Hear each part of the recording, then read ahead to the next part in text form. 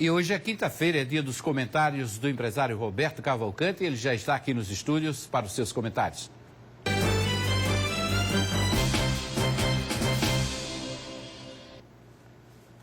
Boa tarde, doutor Roberto. Boa tarde, amigo. Bom, estou tendo aqui logo de cara assim um misto, um pouco de contente, um pouco de triste. O que é exatamente isso, doutor Roberto? Eu acho que a sequência da vida nos ensina muitas coisas. Hoje eu acordei como sempre, dando minhas boas-vindas ao sol, e o sol não estava presente, estava encoberto. Temos passado por um período de instabilidade climática e aquilo me reforçou a minha emoção no sentido da perda de Manuel Júnior. Manuel Júnior é um amigo dessa casa, um amigo da nossa família, jovem, 59 anos, para mim é um garoto, e o nosso lamentar. Sempre foi um parlamentar de extraordinária atuação, sempre foi um amigo leal, atuou no setor executivo como prefeito por 4 vezes de Pedra de Fogo, atuou com 3 mandatos de deputado federal, grande experiência. Você veja todos esses cargos ocupados, e ele ainda tinha apenas 59 anos. Exatamente. Certamente teve uma projeção política precoce. Jovem, inteligente, talentoso. Me lembro até que na época da pandemia, do pico da pandemia, o senhor falava aqui que de vez em quando pegava os conselhos, a consulta do médico Manuel Júnior, né? Isso. Ele, inclusive, na qualidade de amigo, fez uma paramedicina, que era uma casca de uma árvore que tem no sertão da Paraíba, e que ele diz: Roberto, faça esse chá, todo dia de manhã cedo toma esse chá, para você ver o carinho com que nós nos tratávamos. É verdade. Infelizmente, perdemos aí mais uma das lideranças políticas que tinha uma projeção ainda. Isso, a vida muito forte. É essa sequência. É verdade. Nós todos temos que saudar permanentemente, estarmos vivos. É a grande meta de todos. Eu acho que o impacto ainda foi maior porque o senhor estava acabando de chegar do exterior, né? De uma viagem. Eu perdi 2 amigos em 24 horas. Perdi Adalberto Coelho, grande empresário baiano, pernambucano, irmão de Nilo Coelho, que foi governador de Pernambuco, meu colega. Sentávamos juntos na Confederação Nacional da Indústria, uma pessoa de um talento e de um temperamento. Todos os coelhos têm aquele temperamento. Nilo Coelho era famoso pelos seus arrobos, seus discursos fortes. Adalberto também tinha essa mesma característica familiar. Pessoas como Adalberto Coelho, pessoas como Manuel Júnior, não se faz duplicata. Nós vamos ter que conviver sem os dois. Deixa essa vacância aí. Isso deixa você um pouquinho, não cabisbaixo, mas reflexivo. Mas me conta aí, como é que foi sua viagem? Foi África do Sul, o senhor estava lá?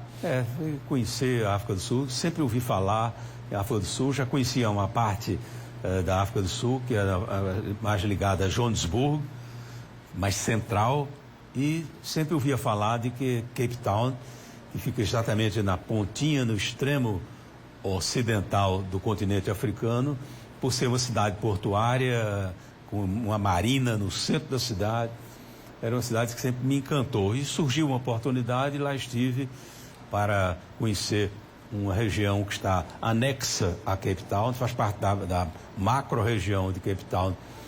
São 2 cidades, uma com colonização mais francesa, outra com colonização mais alemã, que são grandes produtores de vinho. Toda aquela região, toda essa parte desse extremo do continente africano, no qual está inserida a África do Sul, eles têm boas plantações de cana-de-açúcar, tal. Tem uma colonização diferente da nossa, uma colonização na qual até 1800, por exemplo, Portugal aqui esteve sempre no sentido extrativo. Os portos brasileiros foram abertos após 1808, com a chegada da corte portuguesa, mas a colonização da África do Sul foi completamente diferente. Foram famílias inglesas, famílias holandesas, famílias alemães que vieram para francesas, que vieram para gerar negócios, gerar progresso, fundamentado na estabilidade familiar e fundamentado no que vieram aqui para constituir um país bastante semelhante à americana, à norte-americana. A gente tem uma semelhança, uma né, semelhança, com o continente, até né? por questões religiosas, influência religiosa também. Religiosa.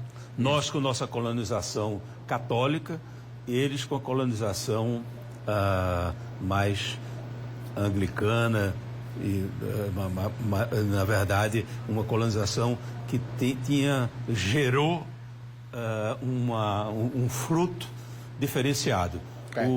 O salsa africano, ele é comportamentalmente um pouco diferente do brasileiro, bastante diferente do brasileiro. O que é que aconteceu então com a colonização brasileira do Brasil?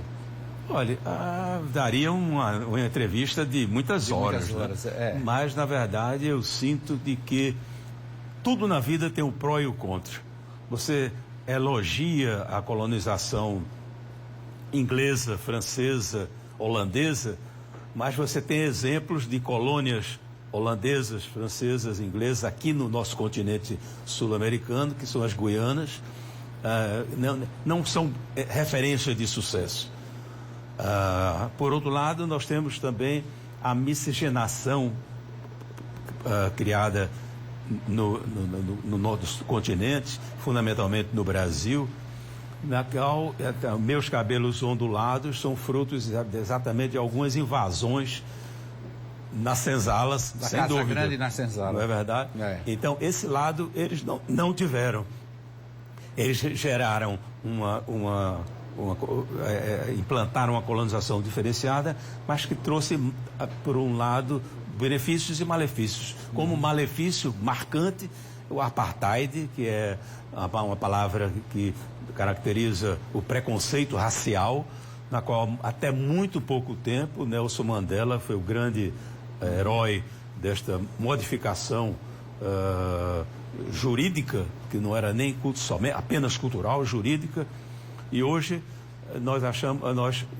eu encontrei um país até mais parecido com o Brasil, porque a relação branco-negro, ela hoje está arrefecida. Você assiste a convivência lá, que antigamente havia uma discriminação total, até com banheiros separados, com restaurantes separados. Mesmo a minoria sendo branca, né? A maioria negra. Isso. Mas era proibido de frequentar certos agora ambientes.